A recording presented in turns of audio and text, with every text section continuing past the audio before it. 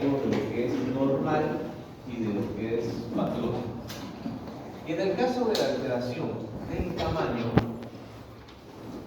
¿cómo nosotros podríamos decir este es el tamaño normal?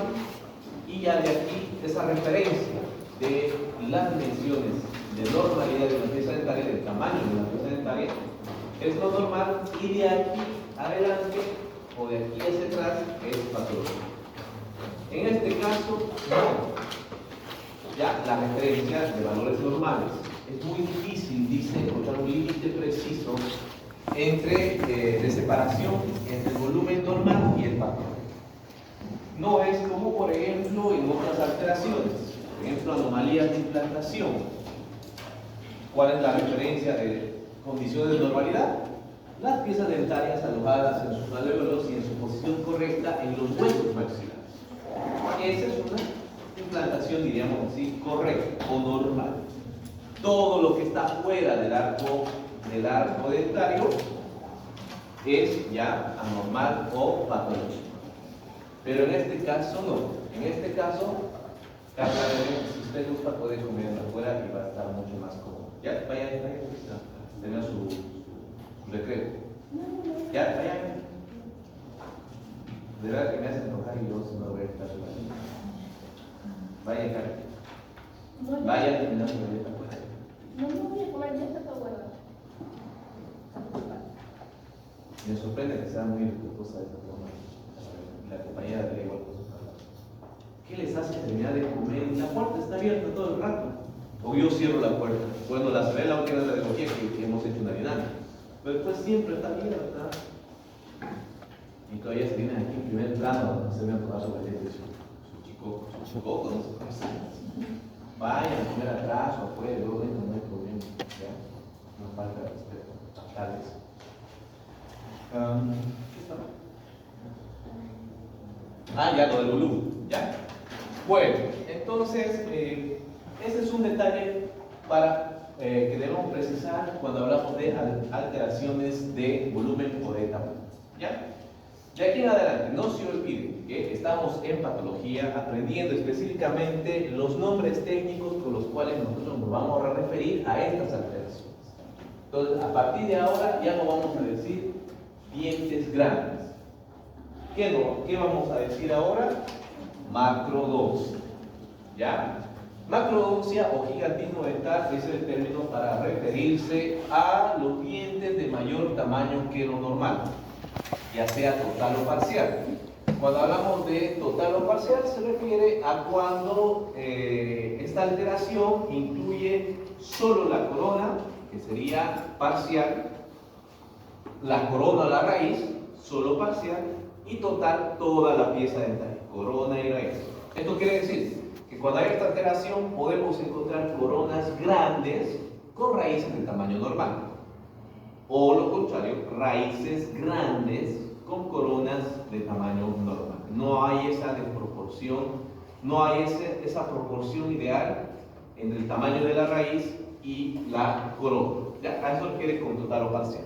Entonces, en otras ocasiones, todo el diente, raíz y corona, tiene esa alteración que sería total, ¿no?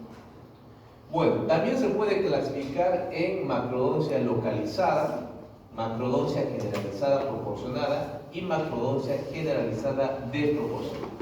Ahora ya vamos a ver. Vamos a ver la primera, ¿ya? La macrodontia localizada. Dientes grandes, ¿no? Dientes grandes de lo normal, más de lo normal. La localizada se refiere a una sola pieza o a un solo grupo de piezas dentales. Localizada, ¿ya? Se debe hacer una diferencia de diagnóstico a dos alteraciones muy parecidas, que son la fusión y la geminación, ¿ya? La fusión, lo vamos a ver un poquito más adelante, es cuando dos piezas dentarias se unen y pareciera un diente grande, pero es otra alteración. Y la geminación es cuando de una raíz se brotan dos coronas. Entonces también hay alguna alteración que altera el tamaño de la corona, pero son dos alteraciones diferentes, fusión y geminación. Esta es una sola pieza normal, independiente, que está aumentado de tamaño. ¿Ya? Hay casos específicos, por ejemplo, los incisivos centrales. No sé, a ustedes alguna vez han visto a algún amigo que tenga los famosos dientes de caballo. Son dientes muy grandes, que sobresalen mucho en relación al tamaño de los dientes vecinos, ¿no? Alguna vez hemos visto los dientes de ratón también, muy sobresalidos los dientes, los incisivos, que no guarda ese equilibrio con los dientes vecinos, que son ya de tamaño más normal, digamos, o más pequeño. Sobresalen los centrales, ¿no? O más frecuente son los colmillos. Hay personas que tienen los colmillos muy, muy grandes. Ahí se nota como si fueran de verdad unos verdaderos vampiros, ¿no? También hay. Entonces estamos hablando de que son piezas dentarias no tanto dentro del campo tal vez de lo patológico, de lo que, o sea, no es una persona con caninos grandes, con incisivos centrales grandes, porque está enfermo, ¿no? Sino tal vez solo una alteración, como dice que una alteración de forma. ¿Por qué no tanto patológicos? Porque cuando hablamos de patología hablamos de enfermedad tal vez, directamente y específicamente. Pero el tener un incisivo grande, por ejemplo, o la mayoría de estas alteraciones de volumen, por ejemplo, o de tamaño, no tiene consecuencias, por ejemplo, clínicas. El tener así los dientecitos no le va a doler, a eso me refiero. No le va a doler, no es una enfermedad. Solo puede afectar tal vez a la estética, sí, igual los caninos, pero esta alteración no tiene sintomatología. No quiere decir que le va a doler, esta situación se va a agravar y se va a seguir creciendo los caninos o los incisivos, no. Porque tanto no está dentro del campo de una patología, una enfermedad propiamente, sino una alteración que más llega a alterar tal vez la estética del paciente, ¿no? Entonces, más frecuentes son estos dos, los incisivos centrales y los caninos superiores. Ahora, ¿cuál sería la causa? Dice la bibliografía que no, como muchas de las patologías, no hay una, especialmente la pieza dentaria, no está directamente relacionado a la causa que pueda provocar, ¿no? ¿Por qué tiene dientes más grandes los centrales que otros dientes, ¿no? Alguna teoría dice que puede ser en el momento del desarrollo, que obviamente todo tiene que ver con con el proceso de que se está formando la piecita dentaria dentro del hueso maxilar, el proceso embriológico, que cada germen dentario está siendo alimentado, ¿no? Por la vía, todos los nutrientes que van por el torrente sanguíneo, bueno, van alimentando igual a cada germen dentario. Dice que hay una teoría que dice que estas piecitas reciben nutrientes más que las otras piezas dentarias, por tanto se desarrollan un poco. Es una teoría, pero es la que más se menciona. ¿Por qué? Y también, como siempre, después va la teoría genética, herencial, ¿no? Alguien en la familia tiene esta misma forma de pieza, ¿no? Entonces, hay una pieza dentaria, específicamente los molares, que cuando tienen ese agrandamiento, reciben otro nombre más específico todavía. Se llama taurodonto o taurodontismo. Específicamente para esa alteración de aumento de tamaño en los molares. Taurodontismo quiere decir dientes de toro, que realmente, pero no es de que sean un molar grande en relación a las otras piezas dentarias. Miren, por ejemplo, acá tenemos dos molares.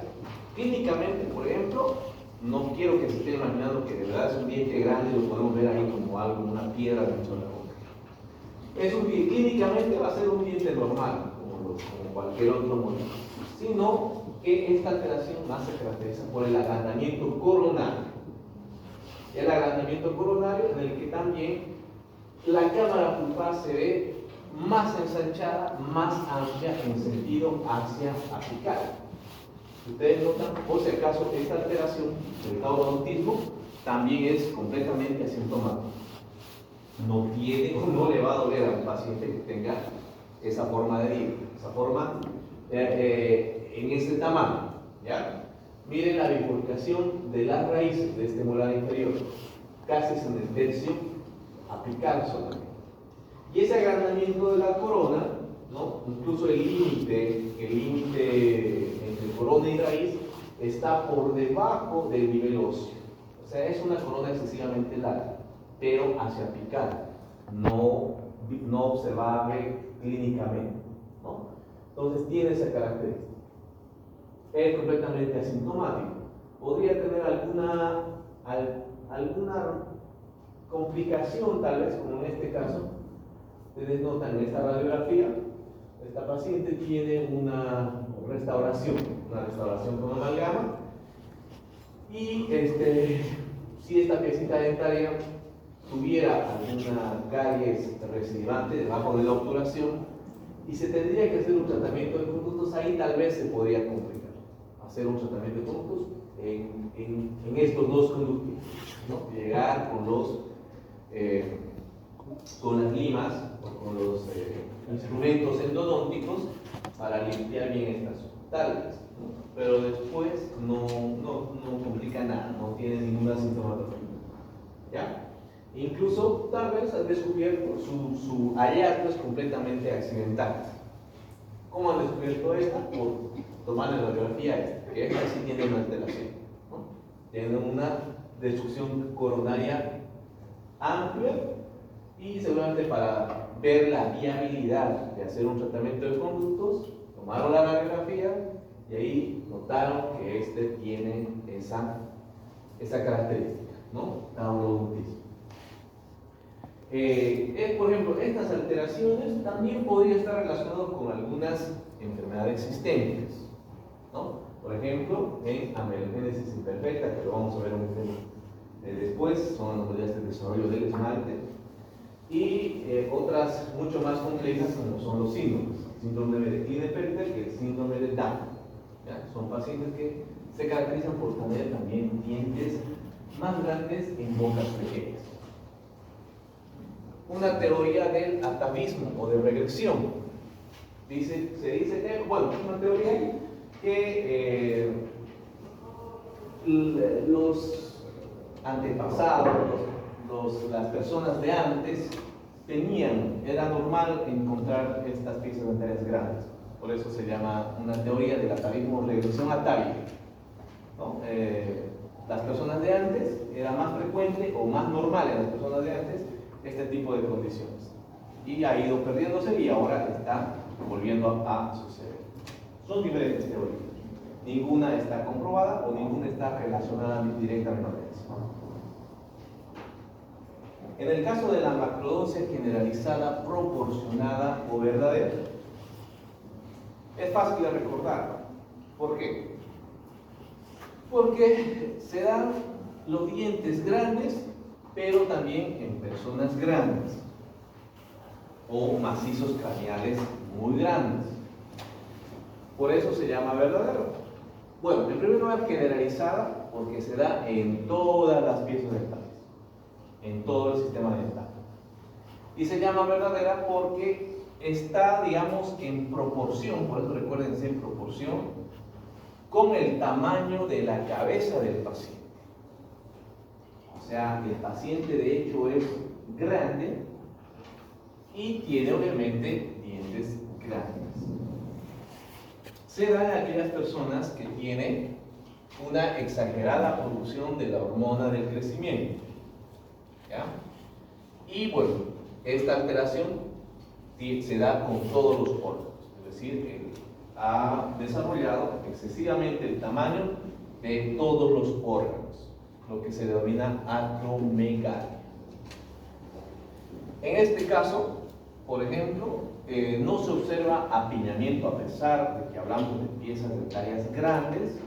No se habla de apiñamiento porque también todo el complejo óseo, el macizo óseo, el complejo óseo, es también grande, es decir, huesos maxilares también grandes que albergan el tamaño de esas piezas dentarias. Por eso se llama macrodoncia generalizada, todos los dientes proporcionados, porque ese tamaño de piezas dentarias está en proporción con el tamaño de todo el paciente.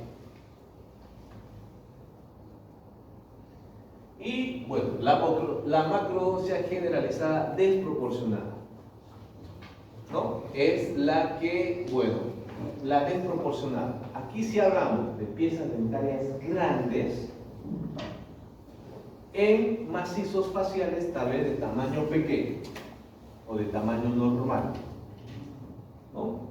Digamos, todos tenemos, dada la raza latina, tenemos un promedio de desarrollo de los macizos craneales, ¿no? O del cráneo, de la cabeza. Y en esa relación hay el desarrollo de piezas dentarias grandes. Aquí sí, si ustedes notan, hay apiñamiento dental.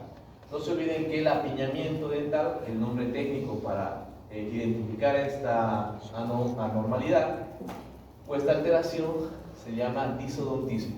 ¿Ya? El apiñamiento o el amontonamiento dental se llama disodontismo. Aquí sí va a haber amontonamiento porque estamos hablando de huesos pequeños, huesos maxilares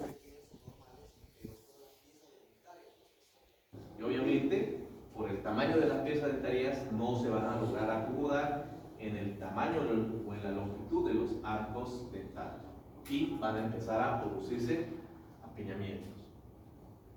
Entonces acuérdense de eso, dientes grandes en maxilares y cuerpo de tamaño normal, ¿ya? Y bueno, las teorías ya les había indicado, una que es la teoría a la regresión atávica, ¿no? Los antepasados tenían estas alteraciones, y la teoría odontogenética, que es la incorporación de nutrientes de dientes vecinos, lo que también les había dicho, que los nutrientes de los dientes vecinos se incorporan. En el caso más que todo en el caso de macrodoncia localizada, ¿ya? De los nutrientes de los dientes vecinos, es el que pasaba a una sola pieza dentaria y esa se iba desarrollando de mayor tamaño. Histológicamente hablando, no se producen modificaciones, tanto en la macrodoncia localizada, macrodoncia generalizada proporcionada, y en esta desproporcionada no hay alteración. Estructuralmente hablando, es decir, su esmalte y dentina están, la pulpa y el cemento están completamente o normalmente formados. ¿Ya? A eso se refiere cuando decimos histológicamente. Bueno, y si hay macrodoncia, lo contrario, ¿qué sería?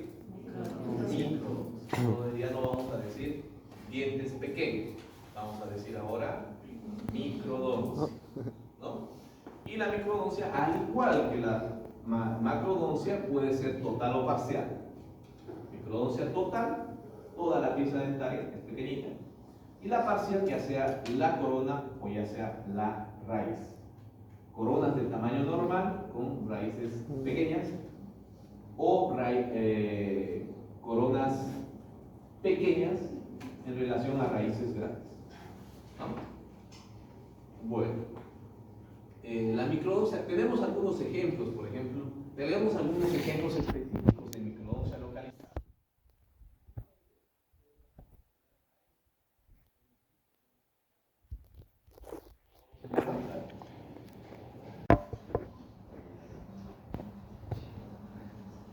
Que es un ejemplo de pieza dentaria pequeña.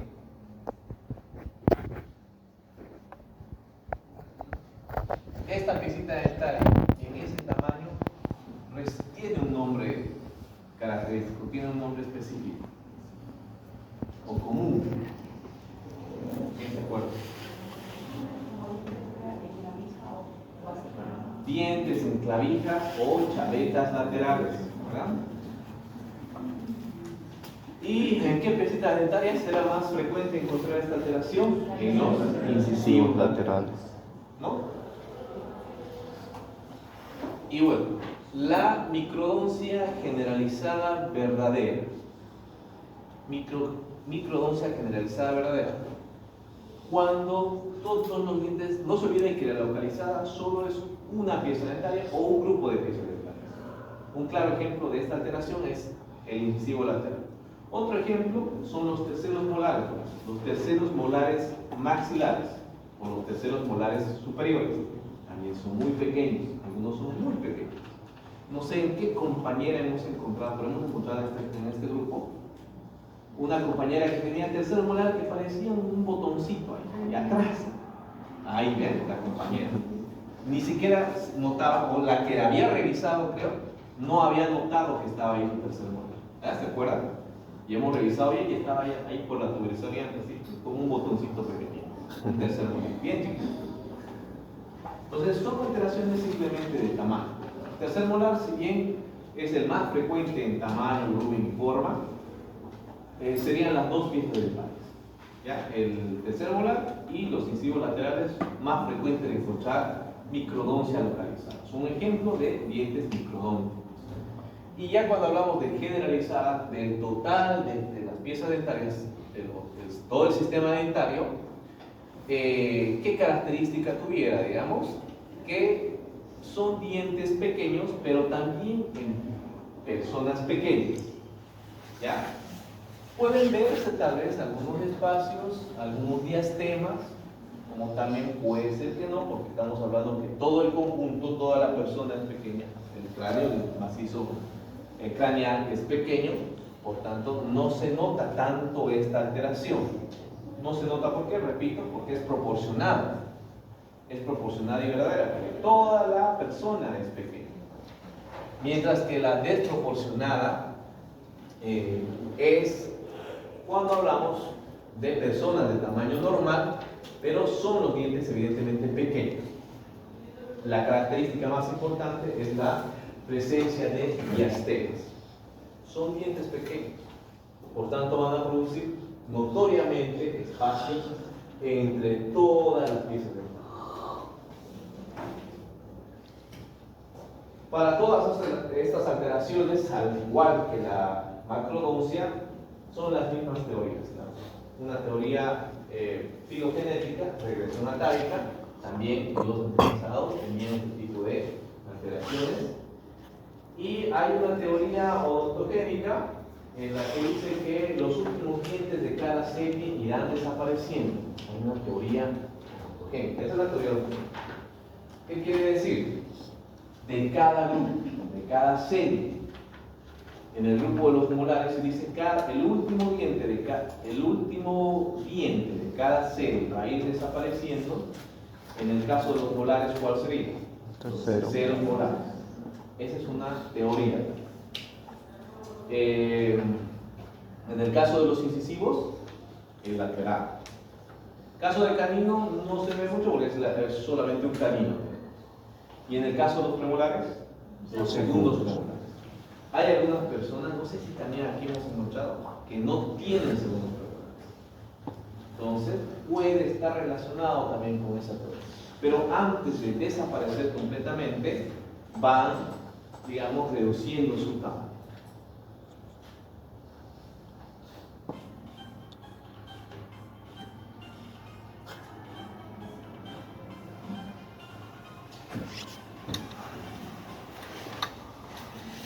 Buenos días. No es tan complicado, ¿no?, de poder recordar, conlleva o está dentro del grupo de las alteraciones de volumen. Ahora vamos a ver algunas alteraciones que tienen que ver ya con la forma. Estas alteraciones distorsionan la conformación morfológica de la pieza dentaria. Podemos encontrar varias ya. Algunas de estas incluso ya conocidas, en el pasado hemos podido ver de estas. El primero, diente imaginado, que se conoce también con el nombre de desdente. ¿En qué pieza dentaria es más común encontrar esta alteración? También en el incisivo lateral superior. ¿Ya? ¿A partir de qué se origina? ¿Dónde creen que es el origen o nos podría conllevar a tener una referencia de que tiene esta alteración esta pieza dental? Porque los que tienen esta alteración, el foramen caeco o el agujero ciego en los cibos laterales, nos podría dar un indicio de que podría esa pieza dentaria tener un diente imaginado. ¿Ya? Porque ese agujero ciego, como su nombre lo dice, es una fosa muy profunda, que en algunos casos esa profundidad no es más que una imaginación del esmalte hacia el interior de la pieza dental. Es un doblez del esmalte y ese doblez, de acuerdo a la profundidad, origina como una pieza dentaria dentro de otra pieza dentaria. Por ahí es el inicio. ¿Ya? Se puede hablar de un tipo coronario y de un tipo radicular. Cuando esta imaginación solo compromete la corona, en sus estadios tal vez más sencillos o menos complicados, y radicular cuando esta imaginación ya compromete o está en la porción radicular. ¿Ya?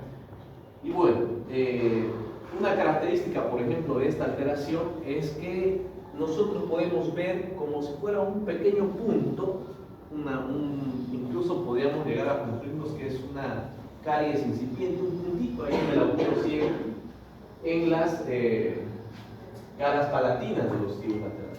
Muchas veces lo dejamos desapercibido, obviamente porque no se puede ver más por afuera. Pensamos que es una simple caries, ¿no? Pero muchas veces es el inicio de un diente invaginal. El hallazgo también de este es, en la mayoría de los casos, ya cuando están en estadios mucho más avanzados, porque estamos hablando de una alteración en la que esta fosa profunda, acá, es el depósito para bacterias y microorganismos que inician el proceso carioso. ¿Ya? Y como por fuera solamente se ve un pequeño puntito, pero la caries se está desarrollando aquí adentro. Entonces, miren estas cuatro formas en las que puede presentarse. Una coronaria y ya cuando está en porción radicular.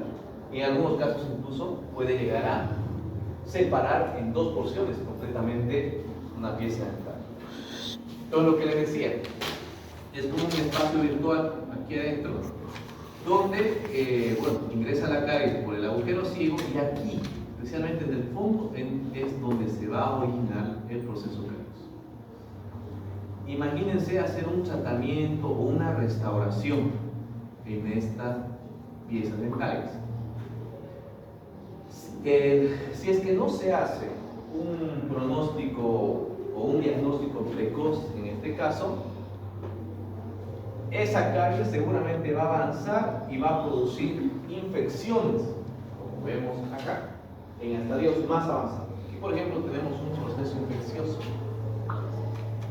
a causa de esa anormalidad, digamos, esa alteración del agujero ciego que no ha sido tratado. Por eso dice que el diagnóstico debe ser temprano, precoz, porque si nosotros diagnosticamos en el caso, diríamos así, suerte de no estar comprometido o de no encontrar un proceso carioso, sellar o en el caso restaurar si se puede, para que ese proceso carioso no avance más hacia la pieza dental, ¿no?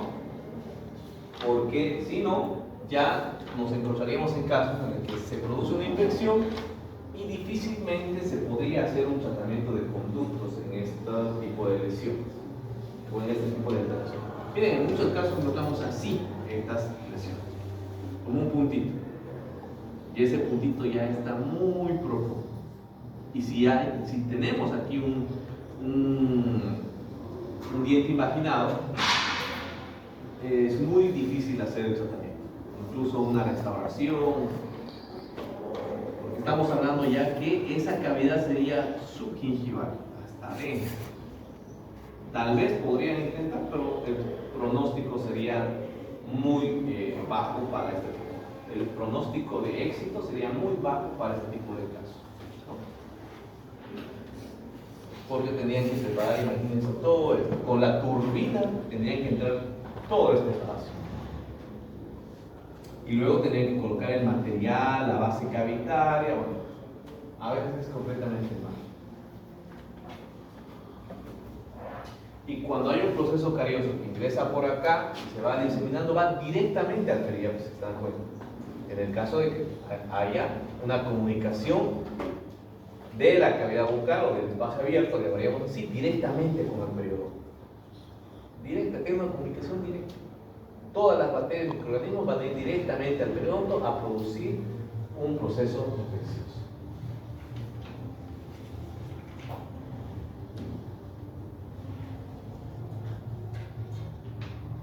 Bueno, entonces el hallazgo y el diagnóstico tiene que ser lo más rápido posible.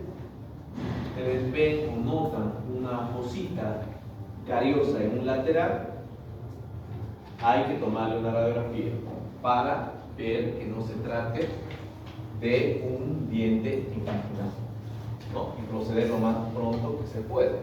En algunos casos esta invaginación de todas las capas de esmalte, de dentina, porque todas se van formando hacia adentro, puede incluso deformar la pieza en los casos también más o menos. Estamos hablando entonces de alteraciones que están provocando una distorsión en la forma de la pieza. Eso estamos revisando en este momento. Uno de los ejemplos de esta alteración entonces es el de desistente o diente invaginal. Nuevamente volvemos a mencionar al incisivo lateral, que aparte de ser un microdiente, está también dentro del grupo de las alteraciones de forma. ¿Por qué?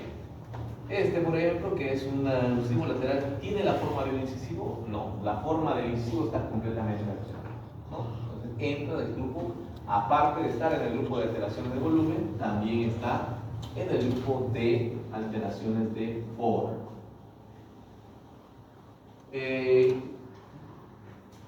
Este tipo de piezas dentarias, por el tamaño, por ejemplo, y por la forma que tienen, son también conocidos como dientes rudimentarios, ¿ya? Porque tienen una forma completamente diferente a las que pertenecen al grupo dentario, es decir, no se parece a un incisivo. Otro ejemplo de este tipo de piezas dentarias son los dientes supernumerarios. Un diente supernumerario también nunca va a obtener la forma de una pieza dentaria normal. Supernumerario, no de un diente impactado o diente incluido. Es completamente diferente. Un diente impactado está completamente formado, solamente que no ha hecho erupción. Los supernumerarios pueden encontrarse también impactados, pero los supernumerarios no pertenecen a la serie normal de ese grupo dentario. Es decir, es un aumento a la cantidad de piezas. Ese aumento, ese diente supernumerario, no va a tener la forma ni de un incisivo ni de un canino, sino completamente un diente rudimentario, sin forma. Cuando hablamos de alteración de forma, también podríamos encontrar tanto en la porción coronaria y en la porción radicular. En la porción radicular, por ejemplo, también encontramos alteración de forma, ¿no? Esa forma común que tiene forma cónica, tal vez con alguna curvatura o inclinación, pero muchas de estas alteraciones pueden verse mucho más notorias, ¿no? O dilaceraciones de la porción radicular. Estas se dan más que todo cuando hay un hueso más compacto, más duro, si ustedes quieren, para entenderme, que hace que el momento de erupción de la pieza dentaria esté desviando la dirección en la que esté yendo la pieza dentaria y se dé modo de poder erupcionar, pero va alterándose la forma de la raíz, ¿no? Puede ser una dilaceración simple o angular, muy notoria, o una angulación doble en forma de bayoneta, ¿no? Puede pasar en cualquier pieza dental. Estas alteraciones igual no tienen ninguna sintomatología. Acuérdense, cuando hablamos que son dientes asintomáticos, en casos con alteraciones asintomáticas, el paciente no va a llegar a sentir absolutamente nada. ¿Creen que tener un diente sí va a doler? ¿O duele? No, a menos que tenga otra alteración, una caries, difícilmente. Pero así el diente chiquitito no duele, no es así. Y lo mismo acá, el hecho de que tenga una raíz dilacerada no conlleva algún proceso doloroso o sintomatológico, ¿ya? ¿Cuál sería la complicación en caso de... pero lo más fuerte, estamos hablando, estamos para poder exactamente cuando se tenga que hacer algún tratamiento en estas piezas dentarias. No sé, no estoy seguro, no soy endodoncista, no sé si incluso las limas endodónticas, que ahora son las flexibles, puedan incluso ingresar a este tipo de piezas. Porque las flexibles entran en curvaturas, digamos así, normales, como son cualquier raíz, ¿no? Se acomodan a la forma, pero ya en este tipo o en este grado de angulación de la raíz, no estoy muy seguro que esas limas flexibles ingresen. Entonces, la lima solamente ingresaría hasta por acá y bueno, no se podría hacer el tratamiento en toda la raíz, ¿no? Ahí son las complicaciones. Y en caso de que tuviera una extracción o habría que extraer. En el caso de las extracciones, también. Hacer una extracción en esta piecita dentaria conllevaría a que hacer un desgaste de hueso para que podamos extraer, porque si no, no vamos a poder traccionar la pieza, ¿no? Entonces complica para el tratamiento. Lo único es ese detalle, ¿no? Para alguna maniobra o alguna técnica estética. Aquí más todavía, imagínense, la lima no entraría en esa forma que tiene. Entonces muchas veces, bueno, si teníamos que hacer un tratamiento, tendría que hacerse un tratamiento en esa pieza dentaria, el pronóstico igual de éxito sería muy bajo, ¿no? Hay que decirle al paciente que se puede intentar hacer el tratamiento, pero por la forma de esta raízita se nos va a complicar el tratamiento, ¿no? Y ya si el paciente, ahí si se animan de hacer o directamente es para extracción, ¿no? Incluso la extracción también se te va a complicar, tendría que ser un cirujano para la extracción. Otro ejemplo de alteración de forma son los llamados molares en mora o molares moriformes, ya que tienen la característica de tener cúspides adicionales, por eso se llaman molares en mora. Ustedes ven la cara oclusal cambia o distorsiona la configuración normal de una cara oclusal de un molar, ¿no? Con las cúspides, con la cantidad de cúspides normal. Entonces acá estas se ven de forma bulbosa, más redondeada y con el aumento de cúspides. De ahí su nombre de molares en mora, ¿ya? Y bueno, esto está relacionado con algunas alteraciones en la estructura del esmalte dentario, en la hipoplasia del esmalte, o sea, es tejido hipoplásico. Eso quiere decir que son estructuras débiles que al momento de la oclusión estas se van a desquebrajar y se van a ir, bueno, pues perdiendo el tejido de esmalte, ¿ya? No es tejido muy bien formado o no es tejido duro. Al momento de la oclusión estas se van a ir desquebrajando, ¿ya? Y bueno, tenemos, a diferencia de otros molares que también tienen esta forma o esta distorsión de forma de la cara oclusal, o sea, son molares en mora, pero son conocidos con el nombre, bueno, tienen esa característica de tener la cara oclusal en forma de mora, pero son denominados molares del Flügel, porque la diferencia radica en que esos molares están completamente formados, o la estructura dura del esmalte de la dentina está completamente formada y no sufren la alteración de estas otras que se van a ir desquebrajando. Molares en mora. Esta, por ejemplo, los molares en mora está asociado a una alteración sistémica, que es la sífilis connatal. ¿Por qué se llama sífilis connatal? No se olviden que hay muchas enfermedades que la mamá pasa al niño, ¿no? En el momento del embarazo o en todo el periodo del embarazo. Al momento del nacimiento, perdón, o en todo el periodo de embarazo. ¿Doctor?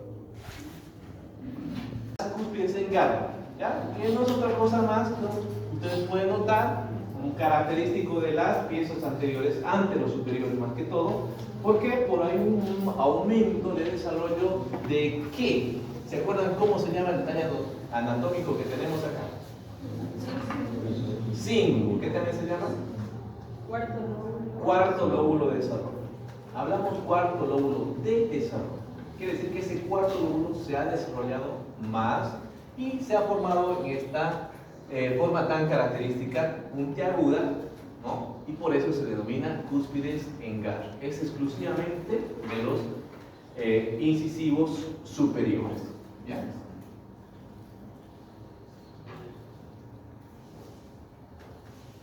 En el caso de las raíces, ¿ya? En el caso de las raíces hablamos también de lo que se denomina raíces supernumerarias, un aumento de las raíces. Por ejemplo, acá, igual, si hablamos de las raíces, el hallazgo es totalmente ocasional, ¿no? Y su diagnóstico es necesariamente por medio de radiografías, ¿no? Por ejemplo, acá miren un premolar, una pieza. ¿Qué pieza creen que es esta? En FDI, ¿qué es? Ustedes ya tienen que saber, ya, ¿verdad? Estamos entrando y hablando. Poco a poco, si ustedes se han dado cuenta, estamos haciendo interpretación radiográfica. Aquí hemos visto varias radiografías. La 34, ¿qué minuto es? Muy bien, Hugo, es la pieza 34. No se olvide que siempre cuando vamos a ver una radiografía es como si estuviéramos viendo al paciente de frente. Generalmente siempre se acomodan las imágenes en esa posición, ¿ya? Miren esta pieza 34 con una bifurcación radicular en el tercio medio y el tercio apical, haciendo de que tengan dos raíces. Una alteración en la forma de la raíz. ¿Qué ven acá? ¿Qué pieza dentaria creen que tiene la alteración? 42. Escucho por ahí la 32, por allá la 34. ¿Quién da más? ¿Quién da menos? 32. Aquí dice Brigitte 32. Hugo dice 33.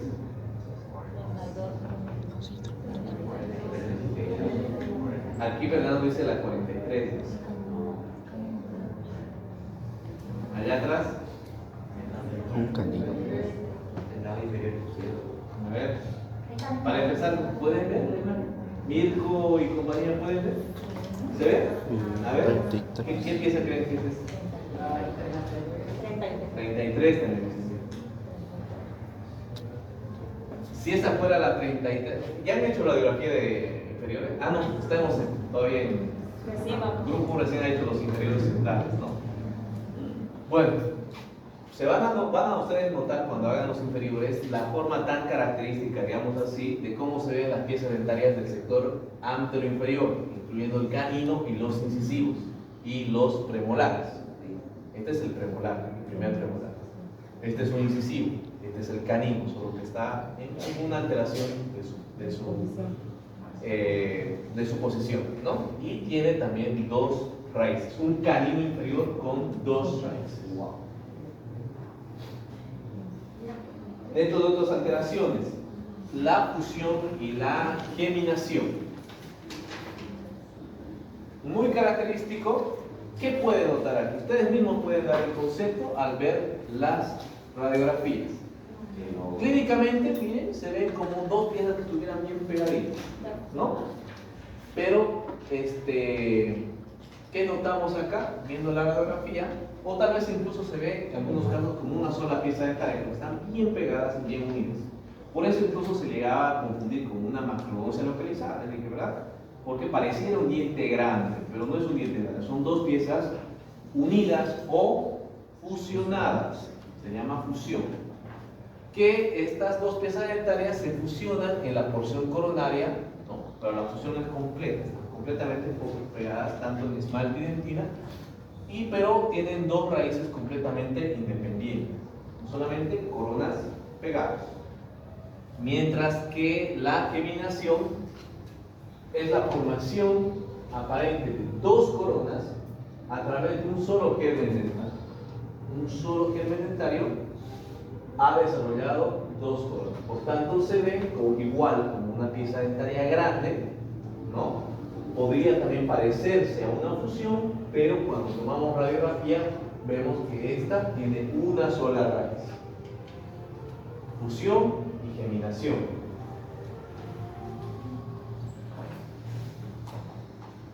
Y lo último, concrescencia y sinostosis radicular. ¿Qué es la concrescencia?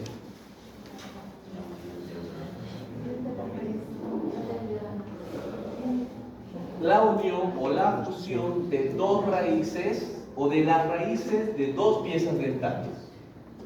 De dos piezas dentarias.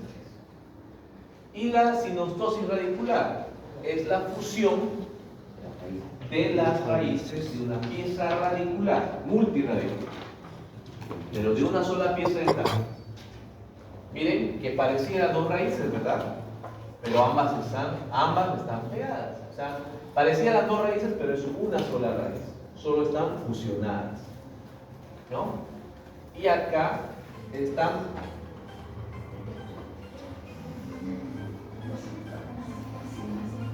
¿Doctor López?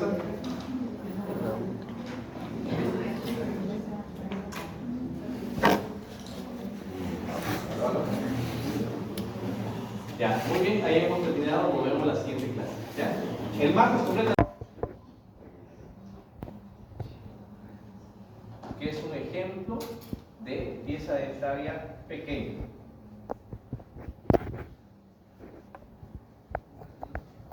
Esta piecita dentaria en ese tamaño tiene un nombre característico, tiene un nombre específico o común. ¿Quién se acuerda? Dientes en clavija o chavetas laterales, ¿verdad? ¿Y en qué piecitas dentarias será más frecuente encontrar esta alteración? En los incisivos laterales, ¿no? Y bueno, la microdoncia generalizada verdadera. Microdoncia generalizada verdadera. Cuando todos los dientes, no se olviden que la localizada solo es una pieza dentaria o un grupo de piezas dentarias. Un claro ejemplo de esta alteración es el incisivo lateral. Otro ejemplo son los terceros molares, los terceros molares maxilares o los terceros molares superiores. También son muy pequeños, algunos son muy pequeños. No sé en qué compañera hemos encontrado, pero hemos encontrado en este grupo una compañera que tenía tercer molar que parecía un botoncito ahí atrás. Ahí ven, la compañera. Ni siquiera notaba, o la que había revisado, creo, no había notado que estaba ahí un tercer molar. ¿Se acuerdan? Y hemos revisado bien y estaba ahí por la tuberosidad así, con un botoncito pequeño. Un tercer molar, bien chiquito. Entonces son alteraciones simplemente de tamaño. El tercer molar, si bien es el más frecuente en tamaño, volumen y forma, serían las dos piezas dentales. ¿Ya? El tercer molar y los incisivos laterales más frecuentes de encontrar microdoncia localizada. Son un ejemplo de dientes microdónticos.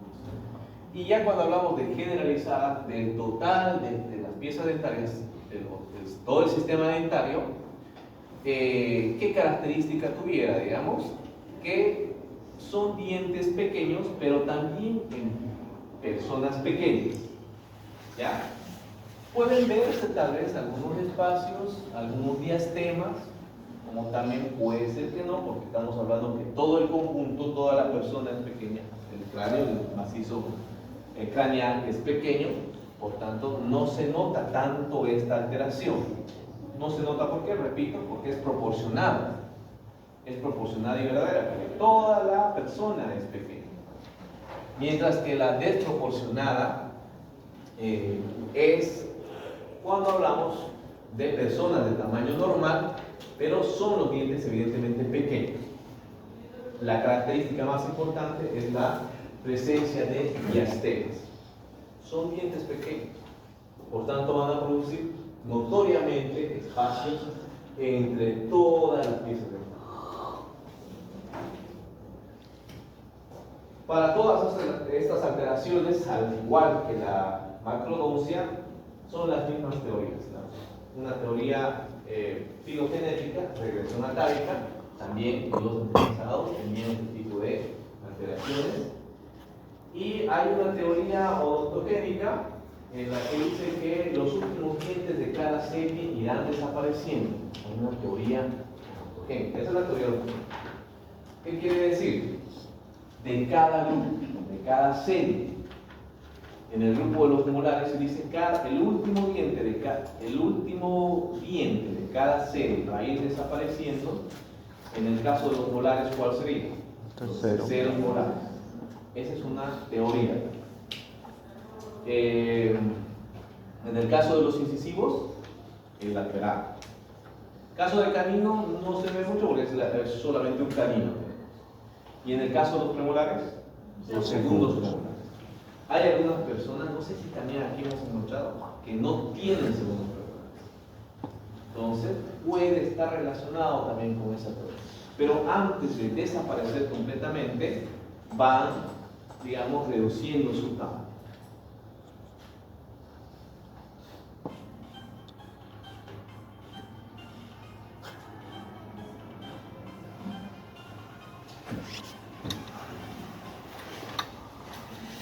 Buenos días. No es tan complicado, ¿no?, de poder recordar. Conlleva o está dentro del grupo de las alteraciones de volumen. Ahora vamos a ver algunas alteraciones que tienen que ver ya con la forma. Estas alteraciones distorsionan la conformación morfológica de la pieza dentaria. Podemos encontrar varias ya. Algunas de estas incluso ya conocidas, en el pasado hemos podido ver de estas. El primero, diente imaginado, que se conoce también con el nombre de desinsdente. ¿En qué pieza dental es más común encontrar esta alteración? También en el incisivo lateral superior. ¿Ya? ¿A partir de qué se origina? Porque ¿dónde creen que es el origen o nos podría conllevar a tener una referencia de que tiene esta alteración esta pieza dental? Porque los que tienen esta alteración, el foramen caeco o el agujero ciego en los ciclos laterales, nos podría dar un indicio de que podría esa pieza dentaria tener un diente imaginado. ¿Ya? Porque ese agujero ciego, como su nombre lo dice, es una fosa muy profunda, que en algunos casos esa profundidad no es más que una imaginación del esmalte hacia el interior de la pieza dentaria. Es un doblez del esmalte, y ese doblez, de acuerdo a la profundidad, origina como una pieza dentaria dentro de otra pieza dentaria. Por ahí es el inicio. ¿Ya? Se puede hablar de un tipo coronario y de un tipo radicular, cuando esta imaginación solo compromete la corona en sus estadios tal vez más sencillos o menos complicados, y radicular cuando esta imaginación ya compromete o está en la porción radicular. ¿Ya?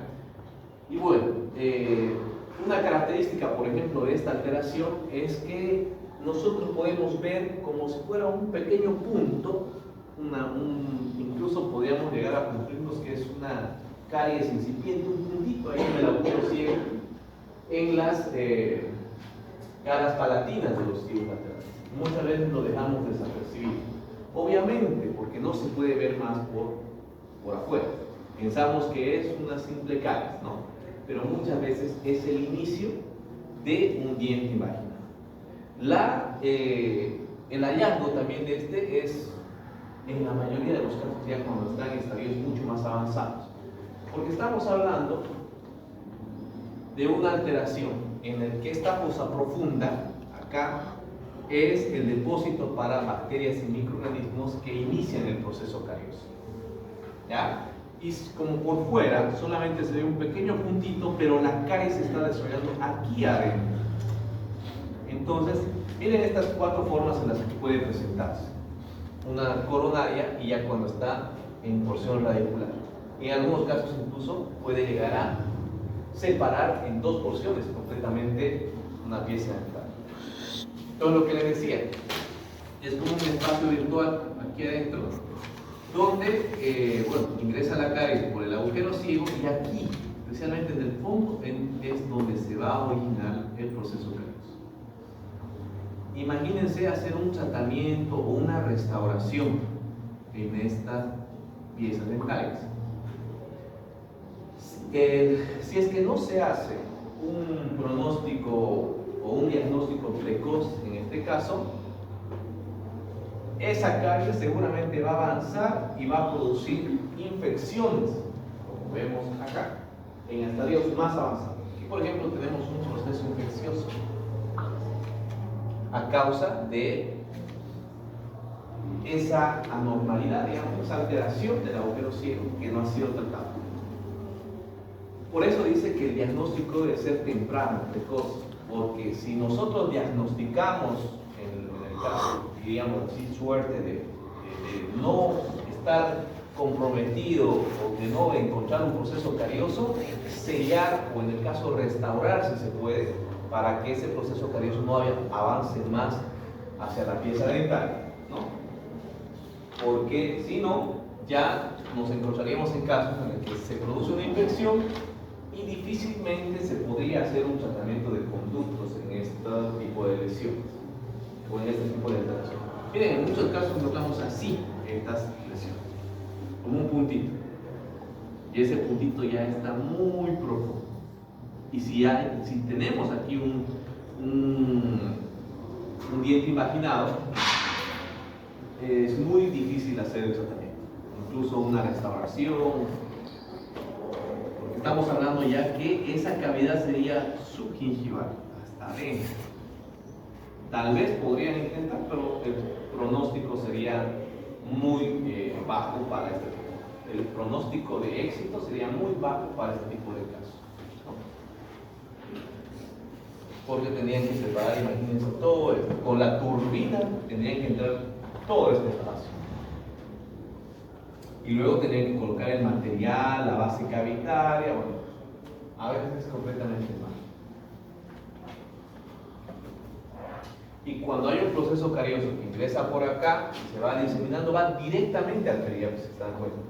En el caso de que haya una comunicación de la cavidad bucal o del espacio abierto, le llamaríamos así, directamente con el periódico. Directa, tiene una comunicación directa. Todas las bacterias y microorganismos van a ir directamente al periodonto a producir un proceso infeccioso.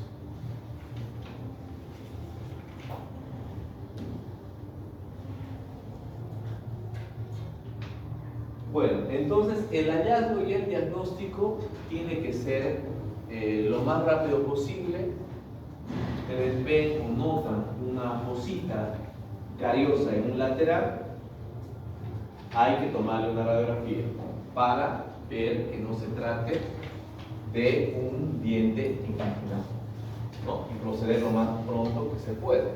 En algunos casos esta invaginación de todas las capas de esmalte y dentina, porque todas se van formando hacia adentro, puede incluso deformar la pieza en los casos también más o menos. Estamos hablando entonces de alteraciones que están provocando una distorsión en la forma de la pieza. Eso estamos revisando en este, ¿no? Uno de los ejemplos de esta alteración entonces es el de desistente o diente invaginal. Nuevamente volvemos a mencionar al incisivo lateral, que aparte de ser un microdiente, está también dentro del grupo de las alteraciones de forma. ¿Por qué? Por ejemplo, que es un incisivo lateral, ¿tiene la forma de un incisivo? No, la forma del incisivo está completamente alterada, ¿no? Entonces entra del grupo, aparte de estar en el grupo de alteraciones de volumen, también está en el grupo de alteraciones de forma.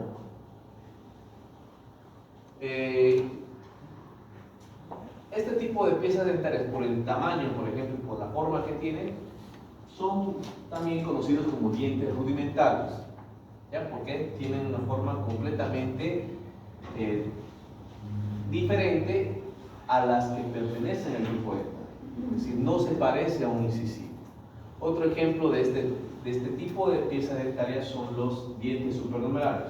Un diente supernumerario también nunca va a obtener la forma de una pieza dentaria normal. Supernumerario, ¿verdad? No de un diente impactado o un diente incluido. Es completamente diferente. Un diente impactado está completamente formado, solamente que no ha hecho erupción. Los supernumerarios pueden encontrarse también impactados, pero los supernumerarios no pertenecen a la serie normal de ese grupo dental. Es decir, es un aumento a la cantidad de piezas. Ese aumento, ese diente supernumerario, no va a tener la forma ni de un incisivo ni de un cáliz, sino completamente un diente rudimentario, sin forma. Cuando hablamos de alteración de forma, también podríamos encontrar tanto en la porción coronaria y en la porción radicular. En la porción radicular, por ejemplo, también encontramos alteración de forma, ¿no? Esa forma común que tiene forma cónica, tal vez con alguna curvatura o inclinación, pero muchas de estas alteraciones pueden verse mucho más notorias, ¿no? O dilaceraciones de la porción radicular. Estas se dan más que todo cuando hay un hueso más compacto, más duro, si ustedes quieren, para entenderme, que hace que el momento de erupción de la pieza dentaria esté desviando la dirección en la que esté yendo la pieza dentaria y se dé modo de poder erupcionar, pero va alterándose la forma de la raíz, ¿no? Puede ser una dilaceración simple o angular, muy notoria, o una angulación doble en forma de bayoneta, ¿no? Puede pasar en cualquier pieza dental. Estas alteraciones igual no tienen ninguna sintomatología. Acuérdense, cuando hablamos que son dientes asintomáticos, o casos con alteraciones asintomáticas, el paciente no va a llegar a sentir absolutamente nada. ¿Creen que tener un diente sí va a doler? ¿O duele? No, a menos que tenga otra alteración, una caries, difícilmente. Pero así el diente chiquitito no duele, no es así. Y lo mismo acá, el hecho de que tenga una raíz dilacerada no conlleva algún proceso doloroso o sintomatológico, ¿ya? ¿Cuál sería la complicación en caso de pero lo más fuerte, estamos hablando, estamos para saber exactamente cuando se tenga que hacer algún tratamiento en la pieza dental. No sé, no estoy seguro, no soy endodoncista, no sé si incluso las limas endodónticas, que ahora son las flexibles, pueda incluso ingresar a este tipo de discapacidad. Porque las flexibles entran en curvaturas, digamos así, normales, como son cualquier raíz, ¿no? Se acomodan a la forma, pero ya en este tipo o en este grado de angulación de la raíz, no estoy muy seguro que esas limas flexibles ingresen. Entonces, la lima solamente ingresaría hasta por acá y bueno, no se podría hacer el tratamiento en toda la vida, ¿no? Ahí son las complicaciones. Y en caso de que tuviera una extracción o abierta. En el caso de las extracciones, también. Hacer una extracción en esta piecita dentaria conllevaría a que hacer un desgaste de hueso para que podamos extraer, porque si no, no vamos a poder traccionar la pieza, ¿no? Entonces complica para el tratamiento. Lo único es ese detalle, ¿no? Para alguna maniobra o alguna técnica estética. Aquí más todavía, imagínense, la lima no entraría en esa forma que tiene. Entonces muchas veces, bueno, si teníamos que hacer un tratamiento, tendría que hacerse un tratamiento en esa pieza dentaria, el pronóstico igual de éxito sería muy bajo, ¿no? Hay que decirle al paciente que se puede intentar hacer el tratamiento, pero por la forma de esta raícita se nos va a complicar el tratamiento, ¿no? Y ya si el paciente ahí si se animan de hacer o directamente es para extracción, ¿no? Incluso la extracción también se le va a complicar, tendría que ser un cirujano para la extracción. Otro ejemplo de alteración de forma son los llamados molares en mora o molares moriformes, ya que tienen la característica de tener cúspides adicionales, por eso se llaman molares en mora. Ustedes ven la cara oclusal cambia o distorsiona la configuración normal de una cara oclusal de un molar, ¿no? Con las cúspides, con la cantidad de cúspides normal. Entonces acá estas se ven de forma bulbosa, más redondeada y con el aumento de cúspides. De ahí su nombre de molares en mora, ¿ya? Y bueno, esto está relacionado con algunas alteraciones en la estructura del esmalte dentario, en la hipoplasia del esmalte, o sea, es tejido hipoplásico. Eso quiere decir que son estructuras débiles que al momento de la oclusión estas se van a desquebrajar y se van a ir, bueno, pues perdiendo el tejido de esmalte, ¿ya? No es tejido muy bien formado o no es tejido duro. Al momento de la oclusión estas se van a ir desquebrajando, ¿ya?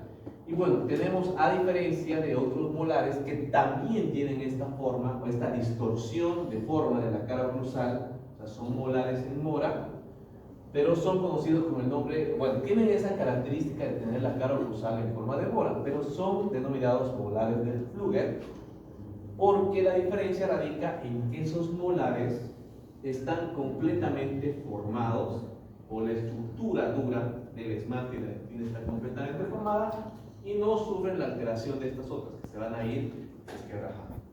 Molares en mora. Esta, por ejemplo, los molares en mora está asociado a una alteración sistémica, que es la sífilis connatal. ¿Por qué se llama sífilis connatal? No se olviden que hay muchas enfermedades que la mamá pasa al niño, ¿no? En el momento del embarazo o en todo el periodo del embarazo. Al momento del nacimiento, perdón, o en todo el periodo de embarazo. ¿Doctor? Las cúspides en garra, ¿ya? Que no es otra cosa más, ¿no? Ustedes pueden notar un característico de las piezas anteriores ante los superiores más que todo, porque por ahí un aumento de desarrollo de ¿qué? ¿Se acuerdan cómo se llama el detalle anatómico que tenemos acá? Cíngulo. ¿Qué también se llama? Cuarto lóbulo de desarrollo. Hablamos cuarto lóbulo de desarrollo. Quiere decir que ese cuarto lóbulo se ha desarrollado más y se ha formado en esta forma tan característica puntiaguda, ¿no? Y por eso se denomina cúspides en gar. Es exclusivamente de los incisivos superiores. ¿Ya?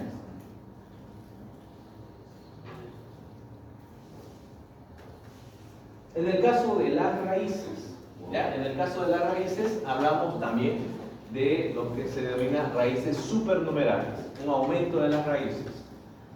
Por ejemplo, acá, igual, si hablamos de las raíces, el hallazgo es totalmente ocasional, ¿no? Y su diagnóstico es necesariamente por medio de radiografías, ¿no? Por ejemplo, acá miren un premolar, una pieza. ¿Qué pieza creen que es esta? En FDI creen que es. Ustedes ya tienen que saber, ¿verdad? Estamos entrando y hablando. Poco a poco, si ustedes se han dado cuenta, estamos haciendo interpretación radiográfica. Aquí hemos visto varias radiografías. La 34, muy bien, Hugo, es la pieza 34. No se olvide que siempre cuando vamos a ver una radiografía es como si estuviéramos viendo al paciente de frente. Generalmente siempre se acomodan las imágenes en esa posición, ¿ya? Miren esta pieza 34 con una bifurcación radicular en el tercio medio y el tercio apical, haciendo de que tengan dos raíces. Una alteración en la forma de la raíz. ¿Qué ven acá? ¿Qué pieza dentaria creen que tiene la alteración? 42. Escucho por ahí la 32, por allá la 34. ¿Quién da más? ¿Quién da menos? Yo dije 32. Aquí dice Brigitte 32. Hugo dice 33.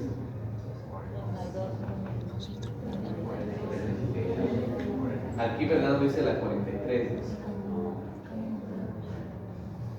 Allá atrás. Un canino. A ver. Para empezar, ¿pueden ver? Mirko y compañía, ¿pueden ver? ¿Se ve? A ver. ¿Qué pieza creen que es esta? 33 también es. Si esa fuera la 33, ¿ya han hecho radiografía de inferiores? Ah, no, estamos todavía en grupo, recién ha hecho los inferiores centrales, ¿no? Bueno, van a ustedes notar cuando hagan los inferiores la forma tan característica, digamos así, de cómo se ven las piezas dentarias del sector anteroinferior, incluyendo el canino y los incisivos y los premolares. Este es el premolar, el primer premolar. Este es un incisivo, este es el canino, solo que está en una alteración de su posición, ¿no? Y tiene también dos raíces, un canino inferior con dos raíces. Dentro de otras alteraciones, la fusión y la geminación. Muy característico ¿Qué pueden notar aquí? Ustedes mismos pueden dar el concepto al ver las radiografías. Clínicamente, miren, se ven como dos piezas que estuvieran bien pegaditas, ¿no? Pero, ¿qué notamos acá? Viendo la radiografía, o tal vez incluso se ve en algunos casos como una sola pieza dental, que están bien pegadas y bien unidas. Por eso incluso se llegaba a confundir con una macrodoncia localizada, les dije, ¿verdad? Porque pareciera un diente grande, pero no es un diente grande, son dos piezas unidas o fusionadas, se llama fusión. Que estas dos piezas dentarias se fusionan en la porción coronaria, no, pero la fusión es completa, completamente pegadas tanto en esmalte y dentina, pero tienen dos raíces completamente independientes, solamente coronas pegadas. Mientras que la geminación es la formación aparente de dos coronas a través de un solo germen dentario. Un solo germen dentario ha desarrollado dos coronas. Por tanto, se ve como igual como una pieza dentaria grande, ¿no? Podría también parecerse a una fusión, pero cuando tomamos radiografía vemos que esta tiene una sola raíz. Fusión y geminación.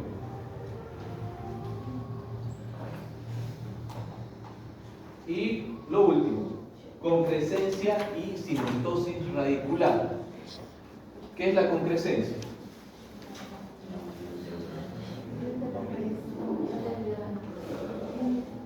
La unión o la fusión de dos raíces o de las raíces de dos piezas dentales. De dos piezas dentales. Y la sinostosis radicular es la fusión de las raíces de una pieza radicular, multiradicular, pero de una sola pieza dental. Miren que pareciera dos raíces, ¿verdad? Pero ambas están pegadas. O sea, parecían las dos raíces, pero es una sola raíz. Solo están fusionadas, ¿no? Y acá están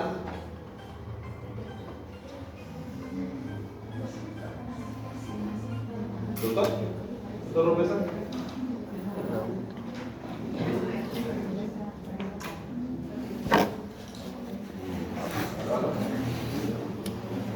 Ya, muy bien, ahí hemos terminado, volvemos a la siguiente clase. ¿Ya? El martes completo.